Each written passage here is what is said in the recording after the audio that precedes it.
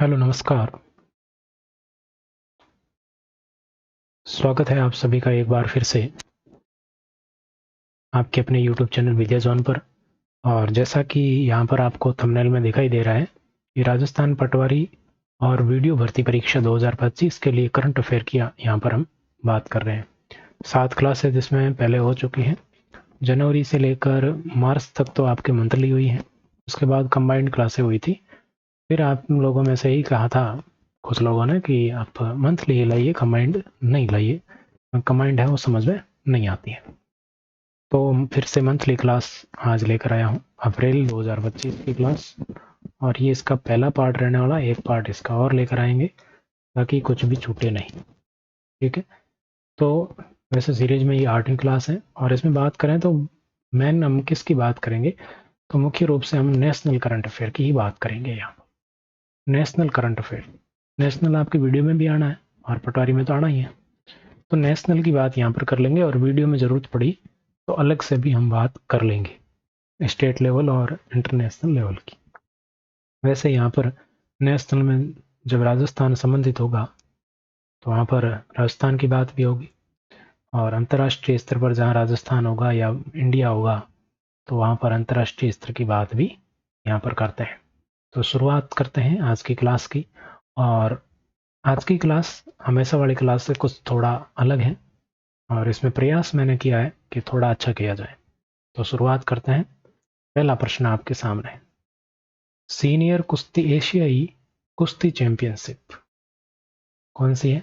एशियाई कुश्ती चैंपियनशिप है 2025। इसमें भारत ने कुल 10 पदक हासिल किए। आपको क्या करना है, कौन से कथन सही है वो बताना। कुल कितने पदक? 10 पदक। ठीक है। फिर कहा है कि इसमें मनीषा भानवाला ने भारत के लिए एकमात्र स्वर्ण पदक जीता है। किसने? मनीषा भानवाला ने। और फिर चैंपियनशिप का ये 18वां संस्करण था जिसका आयोजन अम्मान जॉर्डन में हुआ है। तो यहाँ पर अगर बात करें तो इसका आयोजन तो अम्मान जॉर्डन में हुआ है। कब हुआ है? 25 से 30 मार्च के बीच में हुआ है।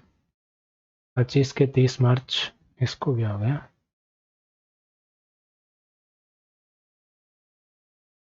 25 से 30 मार्च के बीच में यहाँ पर इसका आयोजन किया गया। ठीक है, तो अप्रैल का करंट है तो इसमें मार्च की घटनाएं भी थोड़ी बहुत शामिल होगी, लेकिन ये इसका 18वां संस्करण नहीं था। संस्करण कौन सा था? ये इसका 21वां संस्करण था। ठीक है, ये बात आपको ध्यान में रखनी है। बाकी पहला कथन सही है। सीनियर एशियाई कुश्ती चैंपियनशिप 2025 में 10 पदक हासिल किए, जिसमें एक तो था गोल्ड और 3 थे रजत यानी कि सिल्वर, और 6 इसमें थे ब्रॉन्ज यानी कि कांस्य पदक। यहाँ पर आपको ध्यान में रखना। ठीक है, कुल मिलाकर 10 पदक थे और सबसे महत्वपूर्ण यही नाम है, मनीषा भानवाला। तो स्वर्ण पदक किसने जीता है? मनीषा भानवाला ने जीता। इसको इंपॉर्टेंट करके याद रखना है। भारत के लिए एकमात्र स्वर्ण पदक जीता है मनीषा भानवाला। किसमें? कुश्ती में। ऐसे पूछ ले कि मनीषा भानवाला का संबंध किससे है, तो कुश्ती से है। इसे भी आपको ध्यान में रखना। ठीक है, तो पहला और दूसरा कथन क्या सही हो गया, तीसरा कथन हो गया गलत। तो केवल एक और दो सही है, ए ऑप्शन आपका राइट हो जाएगा। आगे बढ़ते हैं। आगे है, ये revision one liner current affairs है।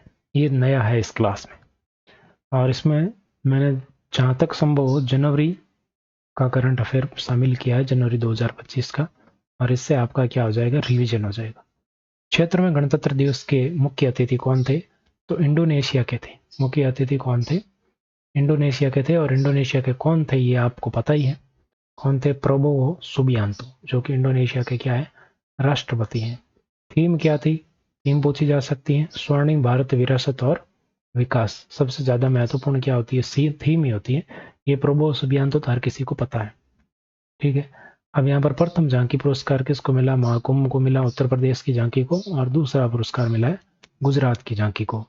ठीक है, अगला प्रश्न है, समान नागरिक संहिता यूसीसी लागू करने वाला देश का पहला राज्य कौन है? देश का पहला राज्य है तो आपको ध्यान में रखना है उत्तराखंड। ठीक है, तो ये आपके जनवरी का रिवीजन। अगला प्रश्न देखिए, हाल ही में 2025 का शांति और स्थिरता के लिए प्रतिष्ठित गोल्ड मरकरी पुरस्कार से किसे सम्मानित किया गया है? बहुत अच्छा प्रश्न है। शांति और स्थिरता के लिए गोल्ड मरकरी पुरस्कार से किसे सम्मानित किया गया है? तो यहाँ पर आपके एक नाम आया सबसे पहले, शर्ली बोचवे। तो शर्ली बोचवे को आपको ध्यान में रखना है, ये कौन है। तो शर्ली बोचवे आपके राष्ट्रमंडल देशों की महासचिव है। इसकी राष्ट्रमंडल देशों की महासचिव। ठीक है, अगर मेरी स्पीड धीरे रखे तो आप यूट्यूब में बढ़ाने का सिस्टम आपको पता ही, वैसे बढ़ा सकते हैं। राष्ट्रमंडल देशों की महासचिव कौन बनी है, तो ये आपके पहली महिला अफ्रीकी महिला है। ये कहाँ की है, अफ्रीका की है, गाना की। तो ये आपको ध्यान में रखना है। शर्ली बोच। अगला है विनोद कुमार शुक्ल। ये क्यों नाम चर्चित है, आपको पता ही होगा। फिर दलाई लामा। तो दलाई लामा को ही ये पुरस्कार मिला है, कौन सा, गोल्ड मर्करी पुरस्कार, शांति और स्थिरता के लिए ये पुरस्कार दिया गया है। ठीक है, और ये कौन से क्रम के दलाई लामा है, ये आपको ध्यान में रख लेना। 14वें क्रम के है, आपको ध्यान में रखना। इनकी उम्र 90 वर्ष हो चुकी है और ये हिमाचल प्रदेश के धर्मशाला में इनका निवास है, ये भी आपको पता होगा। अगला प्रश्न है रिवीजन में, देखिए भारत का 43वां विश्व धरोहर कौन सा है। तो भारत का 43वां विश्व धरोहर है मोइदम। कहाँ पर स्थित है, असम के अंदर है, ध्यान रखिएगा। अगला है वित्तीय स्वास्थ्य सूचकांक 2025 में, 2025 की बात करें, किसके द्वारा जारी किया गया, नीति आयोग के द्वारा जारी किया गया। राजस्थान को परफॉर्मर श्रेणी में इसमें रखा गया है और राजस्थान का स्थान कौन सा, 12वां स्थान है। तो ये देश का इंडेक्स है, ये बाहरी कोई इंडेक्स नहीं है। तो आपको ध्यान में रखना, वित्तीय स्वास्थ्य सूचकांक में राजस्थान का कौन सा स्थान है, 12वां, किस कैटेगरी में है, परफॉर्मर श्रेणी में है। ठीक है, ये आपको ध्यान रखना है। और किसने जारी किया, नीति आयोग ने जारी किया। अगला है सोनमर्ग सुरंग।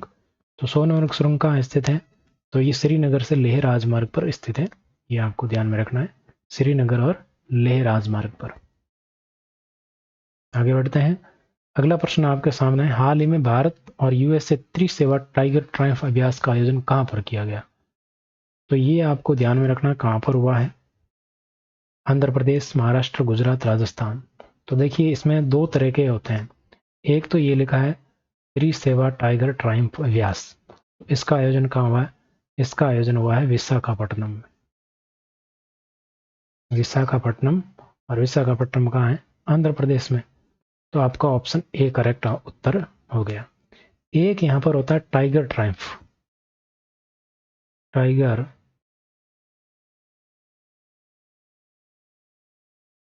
ट्रायम्फ, टाइगर ट्रायम्फ, ये तो त्रिसेवा वाला था। अब टाइगर ट्रायम्फ की बात करें तो इसका अभी 3rd संस्करण हुआ है और इसका भी आयोजन कहाँ हुआ है, विशाखापट्टनम में हुआ है। ठीक है, त्रिसेवा वाला पूछे तो भी विशाखापट्टनम, और सिर्फ टाइगर ट्रायम्फ पूछे तो भी विशाखापट्टनम में आयोजित हुआ है, अभी अप्रैल के अंदर। ठीक है, ये आपको ध्यान में रखना है। आगे बढ़ते हैं। अगला प्रश्न है, देश का पहला ग्रीन हाइड्रोजन हब। तो देश के पहले ग्रीन हाइड्रोजन हब की अगर बात करें तो ये आपके कहाँ पर है, ये भी विशाखापट्टनम, आंध्र प्रदेश के अंदर है, इसका ध्यान रखना है। अगला है, भारत का पहला पुरातात्विक संग्रहालय कहाँ है, वडनगर, गुजरात। भारत का पहला पुरातात्विक संग्रहालय की बात करें तो कहाँ पर, वडनगर, गुजरात के अंदर। भारत का पहला ग्लास ब्रिज, ये पहला है, पहला ग्लास ब्रिज कहाँ पर है, तमिलनाडु। ठीक है, ध्यान रखिएगा। आगे बढ़ते हैं। अगला प्रश्न देखिए आपके सामने है, 1 अप्रैल 2025 से भारत सरकार ने एकीकृत पेंशन योजना लागू की है। देखो कुछ प्रश्न अलग है यहाँ पर, यानी कि थोड़ा बाकियों से हटकर है, क्यों आपको भी पता है कि वो तो ऐसे प्रश्न देंगे तो सभी को आते हैं, इसमें क्या। तो यहाँ पर कुछ अलग प्रश्न दिए हैं। तो यहाँ पर देखिए 1 अप्रैल 2025 से भारत सरकार ने कर्मचारियों के लिए एकीकृत पेंशन योजना यानी कि यूपीएस लागू की है। बिल्कुल सही बात है, यह सत्य कथन आपको बताना है। ये योजना कम से कम 10 सालों की सेवा पूरी करने वालों को, लोगों के लिए प्रति माह 10,000 रुपये की न्यूनतम पेंशन प्रदान करती है। तो बिल्कुल सही है। अगर आप में किसी कर्मचारी ने मान ली 10 साल की सेवा कर ली है तो उनको क्या मिलेगा, 10,000 की न्यूनतम पेंशन प्रति माह मिलने वाली है, ये भी बिल्कुल सही बात है। अगला है, इसमें न्यूनतम 25 वर्ष की सेवा पूरी कर रिटायर होता है कोई, तो उसको पिछले 12 माह में जो पेंशन है, या सॉरी वेतन मिल रहा था, जो सैलरी मिलती थी उसका 50% पेंशन के रूप में मिलता है। 30% नहीं है, 50% मिलता है। कितना? 50%। ये योजना राष्ट्रीय पेंशन प्रणाली के ये एनपीएस के स्थान पर लाया गया है। एनपीएस का विरोध हुआ था, आपको पता ही है। तो ये सब सही है, लेकिन तीसरा आपका आंसर हो जाएगा यहाँ पर। ठीक है, आगे बढ़े। अगला प्रश्न देखिएगा, यहाँ पर है रिवीजन। रिवीजन की अगर बात करें तो इसरो का 100वां मिशन, तो 100वां मिशन इसरो का है, वो ध्यान रखना आपको अच्छी तरीके से। यहाँ पर बात करें तो ये कब लॉन्च हुआ? 29 जनवरी 2025 को इसको लॉन्च किया गया। 29 जनवरी 2025 को लॉन्च हुआ। किससे लॉन्च किया गया? GSLV F15। ये महत्वपूर्ण है, वीडियो वाले तो इसका ध्यान में रखें। साइंस और टेक में यही आता है सबसे पहले। 100वां मिशन है वो किससे लॉन्च किया गया था? तो GSLV F15 से इसको लॉन्च किया गया था। और कौन सा उपग्रह लॉन्च किया? तो NVS-02 नेविगेशन सैटेलाइट है। नेविगेशन सैटेलाइट को यहाँ पर लॉन्च किया गया है, 02 को, NVS-02। और कहाँ पर स्थापित किया? जियो सिंक्रोनस ट्रांसफर ऑर्बिट में इसको स्थापित किया गया। बस ये जैसे शब्द हैं वैसे याद रख लो, हमें तो एग्जाम में प्रश्न सही करने से मतलब है। ठीक है, बाकी हमें कौन से GSLV रॉकेट छोड़ना है। अगला है भारत का डॉकिंग मिशन। डॉकिंग मिशन कौन सा है? स्पेडेक्स है, ध्यान रखें। कब लॉन्च किया गया? 30 दिसंबर 2024 को लॉन्च किया गया। और इसको किससे लॉन्च किया गया? तो PSLV C60 से लॉन्च किया गया। PSLV C60, तो PSLV C60 हो तो स्पेडेक्स करना है। और GSLV F15 किसमें? 100वें मिशन में, NVS-02 में।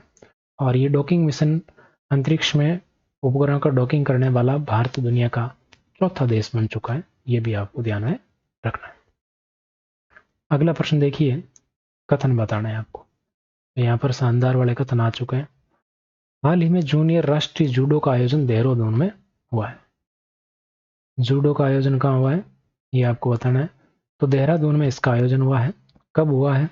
29 से 31 मार्च के बीच में हुआ है। 29 से 31 मार्च के बीच में इसका आयोजन हुआ है। यहाँ पर अगर बात करें तो यहाँ पर राजस्थान ने, देखो ये राष्ट्रीय जूडो कार्यक्रम है, जूडो प्रतियोगिता है। और ये कहाँ पर हो रही है? राष्ट्रीय स्तर पर, यानी कि देहरादून में हो रही है। अब इसमें राजस्थान शामिल है, तो राजस्थान की बात भी हम करेंगे। राजस्थान ने यहाँ पर 2 सिल्वर यानी कि 2 रजत जीते हैं और 4 कांस्य पदक जीते हैं। 5 नहीं जीते, 4। ब्रॉन्ज मेडल कितने हैं? 4 ब्रॉन्ज मेडल यहाँ पर जीते हैं। ठीक है, ये आपको ध्यान में रखना है। और हिमांशी बिश्नोई ने 44 किलोग्राम और यश यादव ने 100 किलोग्राम से अधिक भार वर्ग में जो है वो आपके रजत जीते हैं। तो दोनों ही सिल्वर जीतने वालों के नाम भी मैंने बता दी, हिमांशी बिश्नोई और यश यादव। ये भी आपको ध्यान में रखना है। कैटेगरी भी इनकी बता दी कि हिमांशी की कैटेगरी 44 किलोग्राम है और यश यादव की कैटेगरी 100 किलोग्राम है। कैटेगरी आजकल पूछी जाती है, तो इसको थोड़ा ध्यान में रखिएगा, क्योंकि स्पेशल राजस्थान की बात हो रही है यहाँ पर। तो ये बिल्कुल आपको इंपॉर्टेंट रूप से ध्यान में रखना है। ठीक है, तो यहाँ पर अगर बात करें तो आपके दूसरा कथन है वो गलत हो गया, पहला और तीसरा सही है। तो केवल 1 और 3, सी ऑप्शन आपका उत्तर हो जाएगा। आगे बढ़े। अगला है भारत की ड्रोन रोधी माइक्रो मिसाइल सिस्टम, यानी कि अगर ड्रोन है उनका आक्रमण हो जाए, ड्रोन अटैक को संभालने वाला कौन है? भार्गवास्त्र। कौन है? भार्गवास्त्र सिस्टम है। संजय की बात करें तो ये युद्ध निगरानी प्रणाली है। संजय क्या है? युद्ध क्षेत्र की निगरानी प्रणाली है, नजर रखने वाली, युद्ध क्षेत्र पे नजर रखती है। अगला है भारतीय नौसेना का बहुउद्देशीय पहला युद्धपोत कौन सा? INS समर्थक है और दूसरा है INS उत्कर्ष। तो ये दोनों ही ध्यान में रखना, INS समर्थक और INS उत्कर्ष। ठीक है, ये क्या है? ये आपके बहुउद्देशीय युद्धपोत है, नौसेना के बहुउद्देशीय पोत हैं, यानी कि इनको एक से अधिक कार्य में काम में लिया जा सकता है। अगला है वर्ष 2025 का उस्ताद गुलाब खां अचीवमेंट अवार्ड किसे दिया गया? तो गुलाब खां अचीवमेंट अवार्ड है वो किसको दिया गया है, ये आपको बताना है। तो यहाँ पर अगर बात करें तो सीधा सीधा प्रश्न है, तो आप सीधा उत्तर ही ध्यान में रख लें इसका। कौन है? रूप कुमार राठौड़। किसको दिया गया? रूप कुमार राठौड़ को ये गुलाब खां अचीवमेंट अवार्ड दिया गया है। और कहाँ पर दिया गया, किसके द्वारा दिया जाता है। तो आप बस इतना ध्यान में रख लो कि मेहरानगढ़ म्यूजियम ट्रस्ट है, उसके द्वारा ये दिया जाता है। ये आपको ध्यान में रखना है, बाकी कोई खास विशेष नहीं है। और ये संगीत के क्षेत्र में दिया जाता है। ये आप ध्यान में रख लो, किसके क्षेत्र में, संगीत के क्षेत्र में दिया जाता है। ठीक है, आगे बढ़े। अगला प्रश्न आपके सामने है कि नाग MK2 स्वदेशी दूसरी पीढ़ी की anti tank fire and forget missile है। फायर एंड फॉरगेट और गाइडेड मिसाइल है नाग MK2। क्या है, एंटी टैंक मिसाइल है। पहली बात आपको ध्यान में रखनी है कि ये सेकंड जनरेशन है, यानी कि दूसरी पीढ़ी है। इसको ऐसे लिखा हुआ मिल सकता है, second GN, second generation anti tank missile है, फायर एंड फॉरगेट तकनीक पर आधारित है। ये सब आपको ध्यान में रखना है। नाग MK2 बहुत महत्वपूर्ण मिसाइल है, ये वीडियो के लिए तो अति महत्वपूर्ण है। परीक्षण की बात करें तो पोखरण जैसलमेर में, राजस्थान में इसका परीक्षण है वो किया गया है। पोखरण जैसलमेर कहाँ है, आपको बताइए कहाँ है, राजस्थान। अगला है मेजर ध्यानचंद खेल रत्न पुरस्कार 2024 की यहाँ पर बात करें तो ये कितने लोगों को दिया गया, 4 लोगों को यहाँ पर दिया गया। और 4 लोग कौन है, किस खेल से इनका संबंध है, ये सब आपको ध्यान में रखना है। तो यहाँ पर अगर बात करें तो लोगों के नाम D गुकेश, हरमनप्रीत सिंह, प्रवीण कुमार और मनु भाकर, ये आपको ध्यान में रखना है। ठीक है, इनका संबंध किससे, D गुकेश का संबंध है शतरंज से। और ऐसे याद रखना, लास्ट में से आ रहा से कौन सा खेल हो शुरू होता है, शतरंज। हरमनप्रीत सिंह की बात करें तो है आ रहा नाम में, खेल कौन सा, हॉकी। प्रवीण कुमार की बात करें तो पे आ रहा है तो पैरा एथलीट, ऐसे ध्यान में रखना रिलेट करके। मनु भाकर की बात करें तो इसको सब जानते हो, नहीं जानते हो तो नए से याद रखना, निशानेबाज। ऐसे रिलेट करके कैसे भी किसी भी तरीके से हमें तो याद रखना है। ठीक है, आगे बढ़े। अगला प्रश्न है आपके सामने है, हाल ही में दिग्गज भारतीय खिलाड़ी वंदना कटारिया ने संन्यास की घोषणा की है। अब वंदना कटारिया को संबंध है, वो किस खेल से है और क्या है, इनके बारे में ध्यान रखना।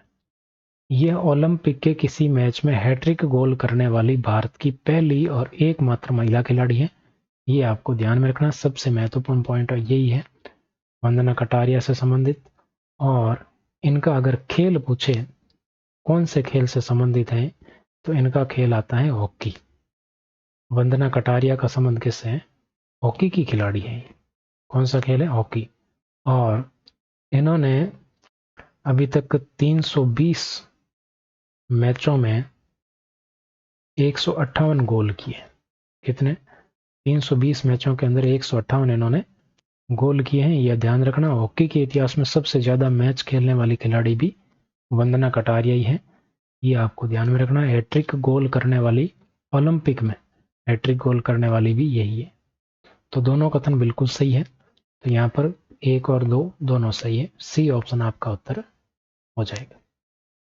अगला प्रश्न देखिए, revision one liner current affair की बात करें तो यहाँ पर आपके सामने है कि आजीवन श्रेणी में अर्जुन पुरस्कार 2024 कौन सी श्रेणी में, लाइफ टाइम अर्जुन अवार्ड पूछा जा रहा है। ये अलग है अर्जुन अवार्ड से। ठीक है, लाइफ टाइम अर्जुन अवार्ड आपको ध्यान में रखना है। ये किसको दिया गया है, तो life time achievement Arjun award है वो सुचा सिंह और मुरलीकांत राजाराम को दिया गया है। सुचा सिंह और मुरलीकांत को दिया गया है, 2 नाम ध्यान में रखने। अब सुचा सिंह को किस में दिया गया, खेल याद रहे तो ठीक है, नहीं रहे तो सिर्फ नाम ध्यान रख लेना, अपना काम हो जाएगा। ठीक है, अगर पूछा जाता है तो, वैसे बहुत कम चांस है इस चीज के। तो आजीवन श्रेणी में अर्जुन पुरस्कार सोचा सिंह को एथलेटिक्स में दिया गया, मुरलीकांत को पैरा तैराकी में दिया गया। 2 नाम सोचा सिंह और मुरलीकांत याद रखना। अगला है नियमित श्रेणी में द्रोणाचार्य पुरस्कार।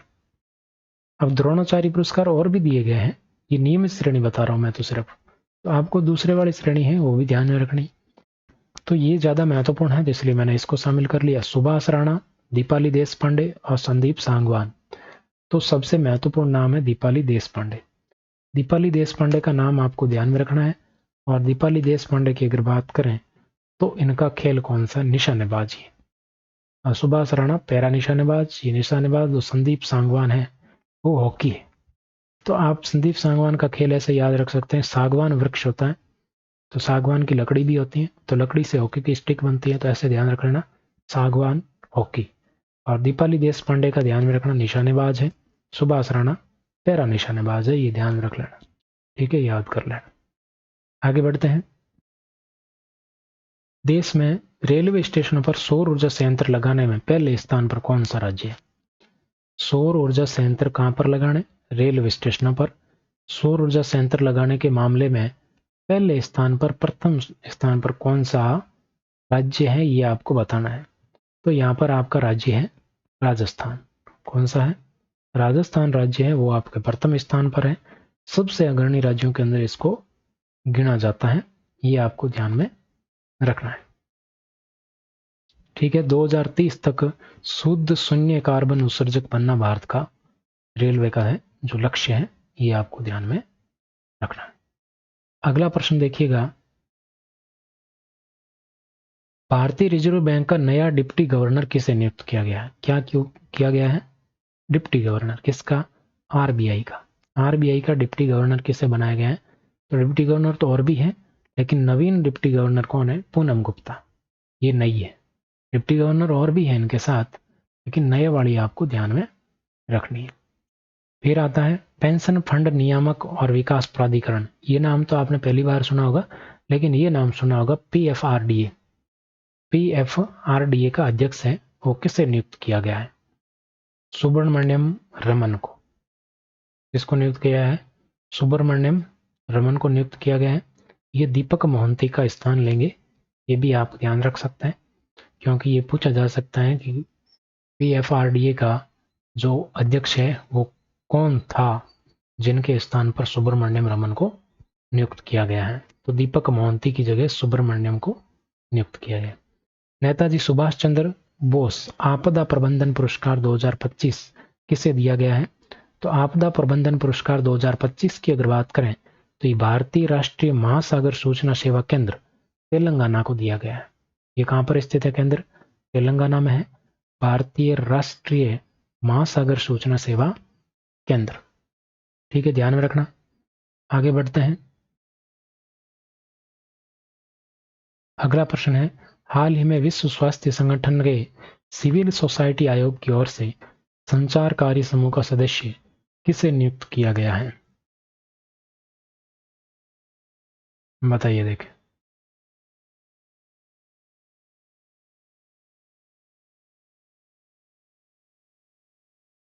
विश्व स्वास्थ्य संगठन के सिविल सोसाइटी आयोग की ओर से संचार कार्य समूह का सदस्य किसे नियुक्त किया गया है? तो यहाँ पर अगर बात करें तो ये आपके जय तीर्थ जोशी जो नाम आ रहा है ना, इनकी बात कर लेते हैं अपन सबसे पहले। तो इनका पूरा नाम है जय तीर्थ राघवेंद्र जोशी। जय तीर्थ राघवेंद्र जोशी, ये इनका पूरा नाम है। ये क्या है? तो ये आपके ब्रह्मोस, नाम सुना होगा आपने ब्रह्मोस का, तो ब्रह्मोस एरोस्पेस के प्रमुख है। आप सीधा ही ध्यान रख लो, ब्रह्मोस के प्रमुख है, एरोस्पेस के नए हेड है, नए हेड नियुक्त किया गया है जय तीर्थ को, ब्रह्मोस का नया हेड है, ठीक है। अगला है रमेश गांधी, जो कि यहाँ का उत्तर होगा। रमेश गांधी यहाँ उत्तर हो जाएगा हमारा, जो कि क्या है, संचार कार्य समूह का सदस्य नियुक्त किया गया। अगला तुषार मेहता के बारे में आप जानते होंगे, तुहिन कांता पांडे के बारे में भी आप जानते होंगे, सेबी के अध्यक्ष, ठीक। आगे बढ़ते हैं। अगला प्रश्न है मौलाना अबुल कलाम आजाद ट्रॉफी 2024। मौलाना अबुल कलाम आजाद ट्रॉफी 2024 की अगर बात करें तो ये किसने जीती? चंडीगढ़ यूनिवर्सिटी ने जीती है, all over. Tenzing Norgay life time achievement राष्ट्रीय साहसिक पुरस्कार 2023। अब ये पूछेंगे तो आप कहेंगे 2023 का करंट अफेयर भी पूछने लग गए क्या? तो ये करंट अफेयर घटना यानी कि पुरस्कार है वो 2023 का है, लेकिन अभी चर्चा में था तो ये पूछा जा सकता है, ध्यान रखिएगा। तो ऐसे ही प्रश्न आते हैं, और जो मस्ट है वो भी कह देते हैं कि करंट अफेयर 2020 का पूछा जा रहा है, 2023 का पूछा जा रहा है। ऐसा नहीं होता, ये चर्चा में रहते हैं, इसी कारण पूछा जाता है। तो उमेश मल्लिकार्जुन जिरपा, क्या नाम है? उमेश मल्लिकार्जुन जिरपा। इनको क्या मिला? Tenzing Norgay life time achievement राष्ट्रीय साहसिक पुरस्कार 2023 मिला है। 18वां प्रवासी भारतीय दिवस सम्मेलन, तो 18वां भारतीय प्रवासी सम्मेलन है वो कहाँ पर हुआ है? भुवनेश्वर में हुआ है। भुवनेश्वर उड़ीसा के अंदर है, आप जानते ही हैं। और प्रवासी भारतीय सम्मान, 27 लोगों को यहाँ पर प्रवासी भारतीय सम्मान भी प्रदान किया गया है। ठीक है, ये आपको ध्यान में रखना है। आगे बढ़ते हैं। अगला प्रश्न है, हाल ही में 4 अप्रैल को केंद्र सरकार ने जीवंत गांव कार्यक्रम सेकंड को मंजूरी दी है। कौन सा कार्यक्रम है? जीवंत गांव। जीवंत गांव सेकंड को मंजूरी दी है 4 अप्रैल 2025 को। ठीक है, इसके आगे बात करें तो इसकी अवधि 2024-25 से 28-29 है। बिल्कुल सही है। और इस कार्यक्रम में राजस्थान सहित 17 राज्य और केंद्र शासित प्रदेश शामिल है। ये भी बिल्कुल सही है। और सबसे महत्वपूर्ण ध्यान में रखना, यह 100% केंद्र द्वारा वित्त पोषित है। ये कार्यक्रम 100% क्या है? केंद्र द्वारा वित्त पोषित है। ये आपको ध्यान में रखना है। और इसमें जो बजट है या हम धन की आवंटन की बात करें तो ये आपके लगभग 7,000 करोड़ है, 6,839 करोड़ रुपए। ये इसका धन का आवंटन है, ध्यान रखना। तो यहाँ पर तीनों ही कथन सही है, तो फिर तो सभी सही, डी ऑप्शन आपका करेक्ट हो जाएगा। अगला है, 82वां गोल्डन ग्लोब पुरस्कार जीतने वाली ड्रामा श्रेणी में सर्वश्रेष्ठ फिल्म कौन सी? The brutalist. कौन सी फिल्म है? द ब्रूटलिस्ट है। और सर्वश्रेष्ठ एनिमेटेड फिल्म की बात करें तो वो है फ्लो। कौन सी है? फ्लो फिल्म है सर्वश्रेष्ठ एनिमेटेड फिल्म। अभी हाल ही में कीर्ति चक्र कितने लोगों को दिया गया? 2 लोगों को दिया गया, मेजर मंजीत और दिलावर खान को दिया गया। मेजर मंजीत और नायक दिलावर खान को कीर्ति चक्र दिए गए। और यहाँ पर कितने लोगों को शौर्य चक्र दिया गया है? 14 लोगों को शौर्य चक्र दिया गया है। ये आपके जनवरी के अंदर दिया जाता है। ठीक है, आगे बढ़ते हैं। अगला प्रश्न है, हाल ही में 11वीं ब्रिक्स, अच्छा प्रश्न है, ध्यान दीजिएगा। यहाँ पर है 11वीं ब्रिक्स पर्यावरण मंत्रियों की बैठक 3 अप्रैल को ब्राजील में हुई। कहाँ पर हुई है? ब्राजील के अंदर हुई है। कौन सी बैठक है? वित्त मंत्रियों की बैठक है। और यहाँ पर अगर बात करें तो ये आपके मंत्रियों की बैठक है, पर्यावरण से संबंधित है। ये आपको ध्यान में रखना है। इसमें भारत का प्रतिनिधित्व किसने किया? अमनदीप गर्ग ने किया। और अमनदीप गर्ग क्या है? ये आपके पर्यावरण मंत्रालय के सचिव, अतिरिक्त सचिव है। ठीक है, यहाँ पर भूपेंद्र यादव का नाम दे दे तो ध्यान रखना वो नहीं थे। पर्यावरण मंत्री तो वो है, लेकिन भूपेंद्र यादव नहीं, यहाँ पर अमनदीप गर्ग है। ठीक है, भारत का प्रतिनिधित्व किसमें? ब्रिक्स की पर्यावरण मंत्रियों की जो बैठक हुई थी ब्राजील के अंदर, उसकी बात अपन कर रहे हैं। हाल ही में बिम्स्टेक के 6ठे शिखर सम्मेलन किस देश में आयोजित किया गया? तो ये तो आपको पता ही है कहाँ पर आयोजित हुआ है। भारत में आयोजित हुआ क्या? नहीं। कहाँ पर आयोजित हुआ? तो ये आपके थाईलैंड में हुआ है। और थाईलैंड में भी कहाँ पर? बैंकॉक में। बैंकॉक, थाईलैंड के अंदर ये आयोजित हुआ है। बिम्स्टेक की 6ठी शिखर सम्मेलन की बात अगर करें तो तीसरा कथन गलत हो गया, केवल 1 और 2 सही है। ए ऑप्शन आपका उत्तर होगा यहाँ पर, सिर्फ ए ऑप्शन, केवल 1 और 2 की बात करेंगे। ठीक, तो आपको क्या ध्यान में रखना, बिम्स्टेक के ये सबसे ज्यादा महत्वपूर्ण है। बिम्स्टेक का 6ठा शिखर सम्मेलन कहाँ हुआ है? बैंकॉक में हुआ है। सबसे ज्यादा महत्वपूर्ण यही है। ठीक है, पूछा जा सकता है। हाल ही में इसकी थीम भी पूछी गई थी, अगर किसी को बताया तो बताइए। रिवीजन की बात करते हैं तो पद्म विभूषण कितने लोगों को मिला है? 7 लोगों को। पद्म भूषण 19 को, पद्मश्री 113 को। तो यहाँ पर कुल मिलाकर अगर बात करें तो 139 लोगों को पद्म पुरस्कार मिला है। पद्म पुरस्कार है कितने लोगों को मिला है पूछ ले तो 139 लोगों को मिला है। राजस्थान के पद्मश्री कौन कौन है? तो एक तो है सीन काफ निजाम, बैजनाथ महाराज, बतूल बेगम। तो सीन काफ निजाम तो आप नाम तो आपको पता ही होंगे, लेकिन इनका क्षेत्र ध्यान में रखना है, शिक्षा और साहित्य के क्षेत्र में है। सीन काफ निजाम जोधपुर के संबंधित है। और बैजनाथ महाराज नाम में लग गया नाथ महाराज है, तो अध्यात्म से संबंधित और संबंध कहाँ से? सीकर से। बतूल बेगम मांड गायन से संबंधित हैं और जयपुर से हैं। ठीक है, इनका संबंध है वो जरूर ध्यान में रखना, नाम तो हर किसी को पता होता है। अगला है हाल ही में कला और संस्कृति में उत्कृष्टता के लिए प्रतिष्ठित फ्रेड डरिंगटन पुरस्कार।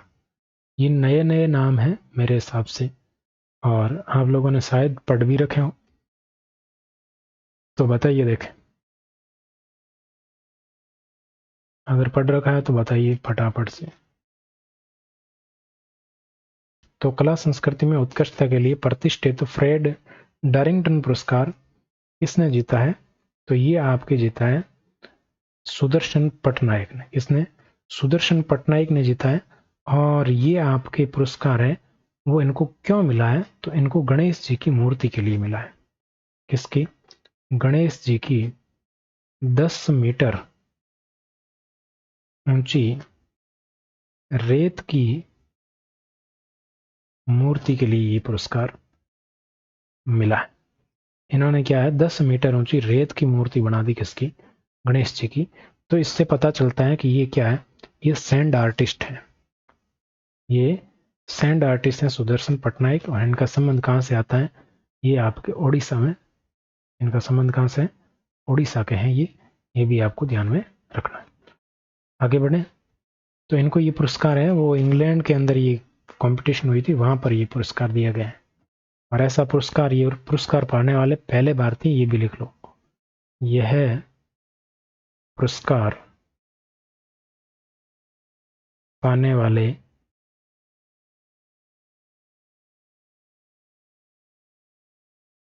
पहले भारतीय है। ये डॉरिंगटन पुरस्कार है पाने वाले पहले भारतीय सुदर्शन पटनायक। ठीक है, आगे बढ़ते हैं। अगला प्रश्न है इसरो के नए अध्यक्ष कौन है? वी नारायणन। कौन है? वी नारायण। रत्नागिरी बौद्ध स्थल हाल ही में चर्चा में था, कहां पर स्थित है? उड़ीसा के अंदर है। और how India skilled MTG20 book किसकी है? अमिताभ कांत की है। अमिताभा नहीं, अमिताभ कांत की है, ये ध्यान रखना, महत्वपूर्ण है। हाउ इंडिया स्किल्ड MTG20 किसकी है? अमिताभ कांत की। द सर्कल ऑफ लाइफ किसकी है? सुधा मूर्ति। सर्कल से सुधा याद रख लेना, सर्कल ऑफ लाइफ सुधा मूर्ति की है। अगला प्रश्न देखिए, हाल ही में 6 अप्रैल 2025 को नरेंद्र मोदी ने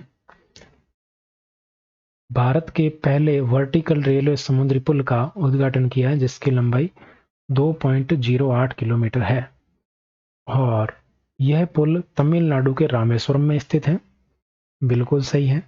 और इसे पम्बन ब्रिज या पम्बन पुल के नाम से जाना जाता है। बिल्कुल सही है। 110 साल पुराना पम्बन पुल था, उसकी जगह अब नया पुल बन गया, और उस पुराने वाले को पहले बंद कर दिया गया था, अब नया बन के शुरू हो गया। तो ये रामेश्वरम को तमिलनाडु में स्थित मंडपम शहर से जोड़ता है, ये आपको ध्यान में रखना है।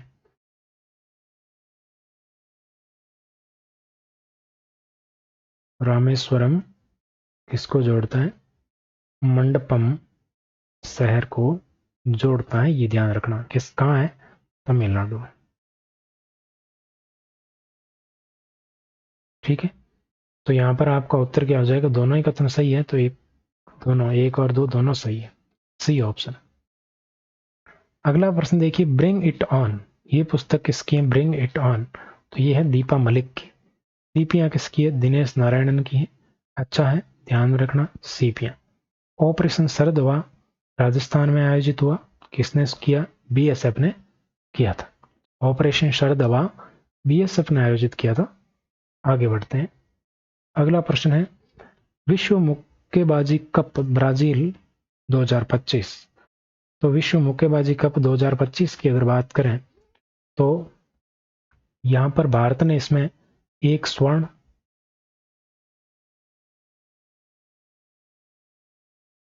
एक रजत और एक कांस्य जीता है। तो यहाँ पर अगर बात करें तो एक गोल्ड, एक रजत और यहाँ पर 4 कांस्य। कितने? 4।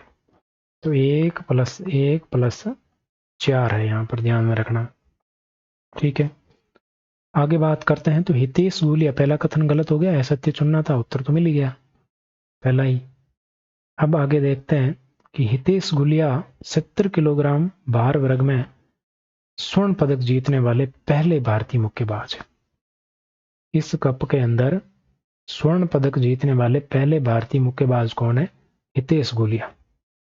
और किस कैटेगरी में? तो 70 किलोग्राम।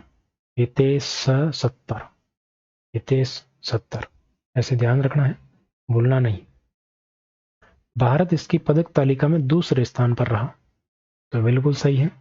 भारत इसमें पदक तालिका में अगर बात करें तो दूसरे स्थान पर रहा, पहले स्थान पर उज्बेकिस्तान था।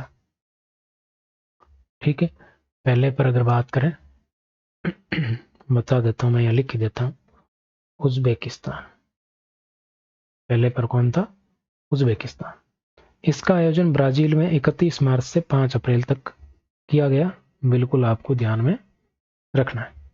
और रितेश गुलिया ने 70 किलोग्राम की अगर बात करें तो फाइनल में इनका जो था प्रतिद्वंदी, वो था आपके इंग्लैंड का। कौन था प्रतिद्वंदी? कौन था प्रतिद्वंदी की बात करें तो ये था ओडेल, ओडेल कामरा। कहाँ का था? इंग्लैंड। ठीक है, तो यहाँ पर पहला आंसर तो हो ही चुका है, बाकी बातें आपको ध्यान में रखनी है। पदक तालिका में दूसरे स्थान पर था, टोटल 6 पदक जीते हैं, 1 गोल्ड जो कि हितेश गुलिया ने जीता है। अगला है राष्ट्रीय युवा पुरस्कार 2025। राष्ट्रीय युवा पुरस्कार 2025 है वो युवा स्पार्क के संस्थापक आकर्ष श्रॉफ को दिया गया, आकर्ष श्रॉफ को दिया गया है, ध्यान रखना, आकर्ष श्रॉफ। आगे स्मृति सम्मान उदय प्रकाश को दिया गया। उस्ताद बिस्मिल्लाह खां पुरस्कार यूसुफ खान को दिया गया। और रामसर पुरस्कार है जय श्री वेंकटेशन को दिया गया। महत्वपूर्ण है, ध्यान में रखना, जय श्री वेंकटेशन। कौन सा पुरस्कार दिया गया? रामसर पुरस्कार इनको दिया गया है। अगला प्रश्न देखिएगा, हाल ही में 2 हड़प्पा स्थल, कौन कौन से हड़प्पा स्थलों की अगर बात करें तो हड़प्पा स्थल है मिताथल और तिग्राना, तो संरक्षित पुरातात्विक स्मारक घोषित किया गया। ये किस राज्य में स्थित है? मिताथल और तिग्राना कहां पर है, ये आपको बताना है। मिताथल और तिग्राना। तो यहां पर अगर बात करें मिताथल और तिग्राना की, तो ये आपके 4000 साल पुराने हैं दोनों ही स्थल। और ये आपके कहां पर स्थित है? हरियाणा में स्थित है, राजस्थान में नहीं है। इसी के साथ ही एक चीज और आप ध्यान नोट कर लीजिए, जम्मू एंड कश्मीर तथा लद्दाख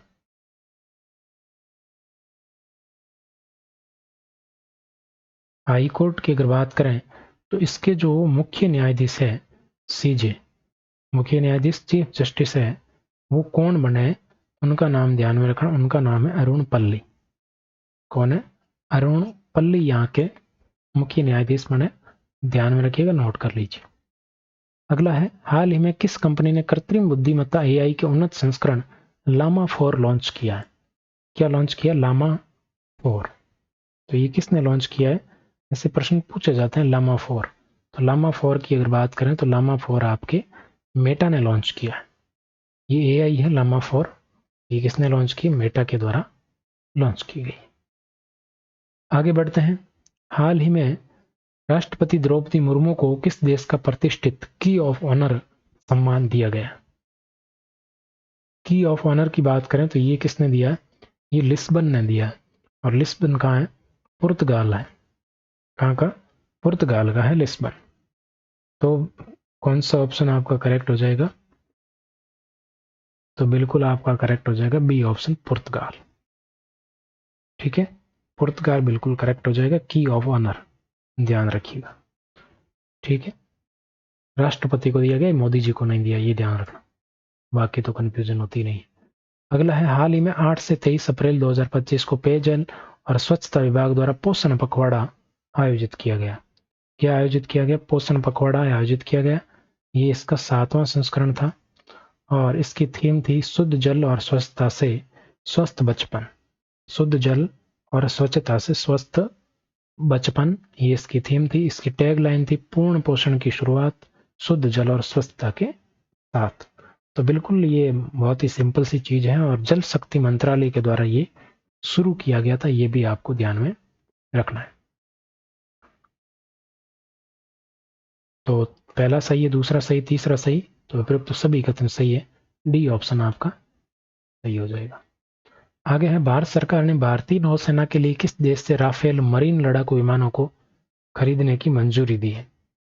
तो यहां पर अगर बात करें तो मरीन लड़ाकू विमान है वो खरीदने की मंजूरी कहां से दी है, ये आपको बताना है। तो ये आपके फ्रांस से।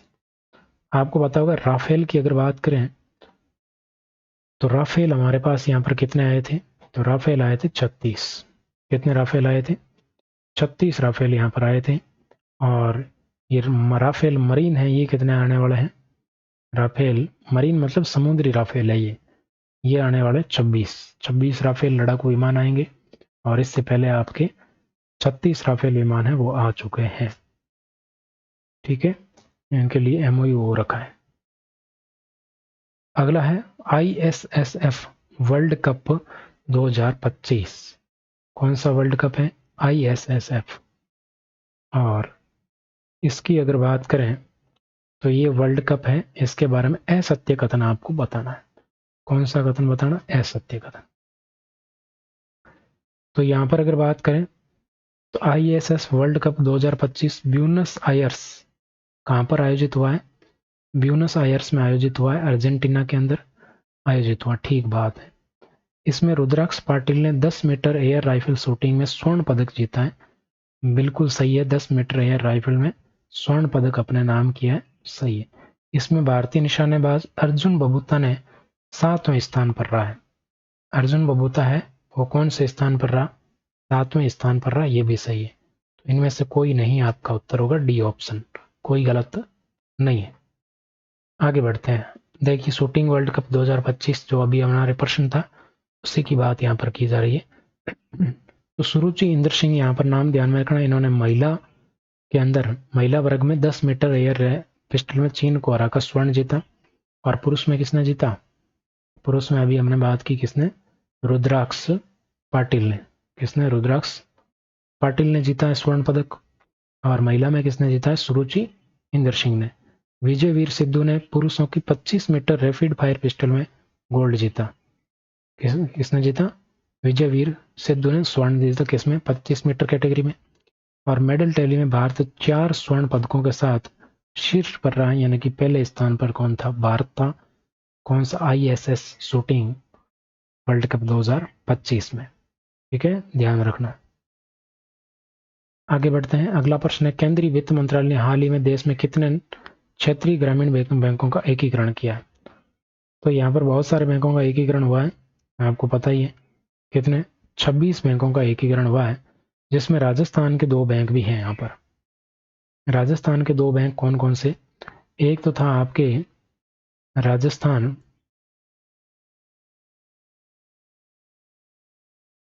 मरुधरा ग्रामीण बैंक, एक तो ये था। और एक था आपके बड़ौदा राजस्थान क्षेत्रीय ग्रामीण बैंक। ये 2 बैंक थे, इन दोनों को क्या कर दिया? मर्ज कर दिया और एक नया बैंक बना दिया गया। और इस बैंक का नाम क्या कर दिया गया है? राजस्थान ग्रामीण बैंक, ये इसका नाम कर दिया गया। और इसका हेडक्वार्टर कहाँ है? जयपुर। कहाँ है? जयपुर। और ये अब किसके अंडर में है? एसबीआई के अंडर में है। ठीक है, तो ये ध्यान में रखना, राजस्थान के किन 2 बैंकों का मर्ज हुआ है? राजस्थान ग्रामीण बैंक कर दिया गया इनका नाम, ध्यान रख लीजिए। तीसरी बिम्स्टेक कृषि मंत्री स्तरीय बैठक कहाँ हुई है? तीसरी कृषि मंत्री स्तरीय बैठक है वो कहाँ हुई है बिम्स्टेक की? तो इसकी अगर बात करें तो ये कहाँ पर आयोजित हुई है? ये प्रश्न तो पहले आया नहीं था।